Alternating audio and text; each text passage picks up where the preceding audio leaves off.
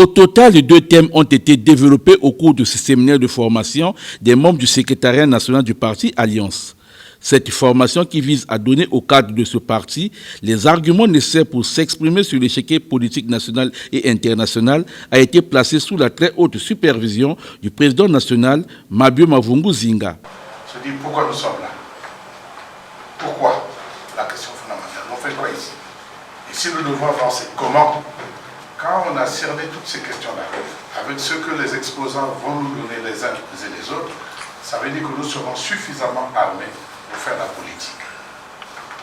Nous serons suffisamment armés pour répondre aux préoccupations des Congolais. La première communication développée par Henri Armand Bouketi a porté sur la communication publique et la communication politique. Le conférencier a débuté son exposé par la définition des concepts clés de son thème. Ce que nous devons noter, c'est qu'en fait, pour qu'on parle de communication, il faut qu'il y ait un locuteur et un interlocuteur, donc un émetteur et un récepteur. Et donc au milieu, ce fluide-là, c'est ce qu'on appelle la communication, donc l'information. Alors, de nos jours, il faut faire le distinguo entre la communication publique et la communication politique, dans ce sens où la communication publique se base va plus à l'endroit du public, des collectivités. Par contre, la communication politique, elle est plus stratégique. C'est-à-dire que c'est une communication qu'on emploie plus lorsque on est en train de faire des campagnes, soit électorales ou des adhésions. Maintenant, il a fallu que je mette l'accent sur les médiums utilisés, donc par rapport aux médias traditionnels, aux nouvelles technologies de la communication, de l'information, comment véhiculer les messages, comment communiquer. Donc c'est sur cela que nous avons exposé. L'exposant n'a pas manqué de faire la différence entre ces 2 thèmes de communication. Henri Armand Bouketi a mentionné que la communication doit être pérenne. Les objectifs de la communication politique, c'est avant tout d'influencer, de convaincre et de légitimer nos actions.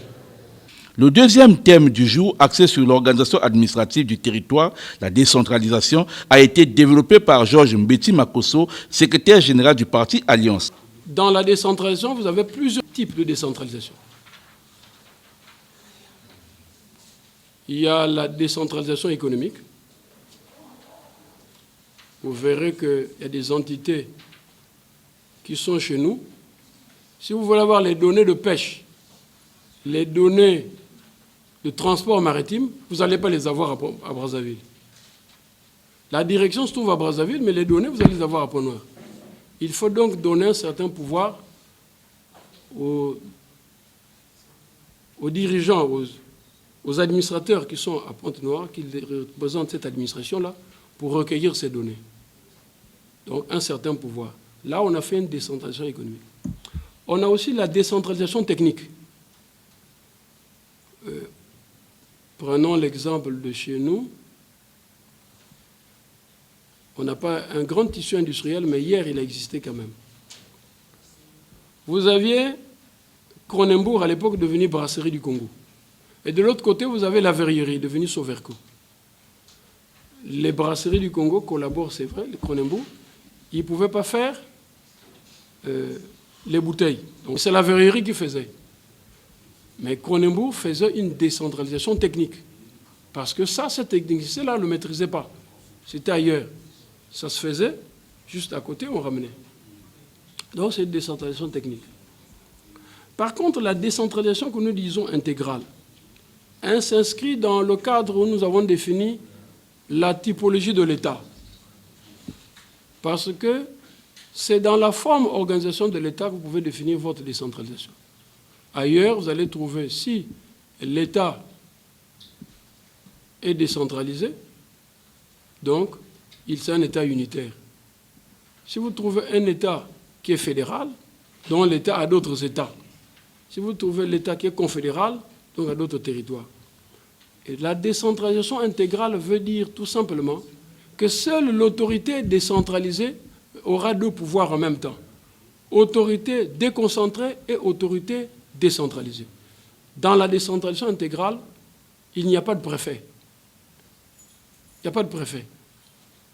Par exemple, si demain nous disons, hier c'était le commissaire du gouvernement, si nous disons désormais, le président du conseil sera appelé commissaire du gouvernement, c'est lui. Si c'est gouverneur de région, c'est lui. Donc il est à la fois autorité déconcentrée et autorité décentralisée. Dans la décentralisation intégrale, les conflits ne sont pas gérés au niveau politique, dans les textes administratifs. C'est le tribunal administratif, en a priori, et la Cour constitutionnelle, en a posteriori. Si celui-ci pense qu'il a été lésé, il s'est trompé, eh bien, on se pourvoit devant le juge constitutionnel qui tranche le litige. Il n'y a plus de débat. Il n'y aura pas de débat politicien, mais ce serait un débat administratif, un débat de construction pour avancer. Au Congo, la décentralisation et la déconcentration fonctionnent au même moment, a déclaré le secrétaire général du parti Alliance. Après avoir remercié les deux conférenciers du jour, le président national du parti Alliance a, dans son mot de clôture, déclaré que tous les thèmes prévus pour la série de séminaires de formation seront développés. N'ayez même pas peur, il faut être clair avec ceux qui vous posent des questions.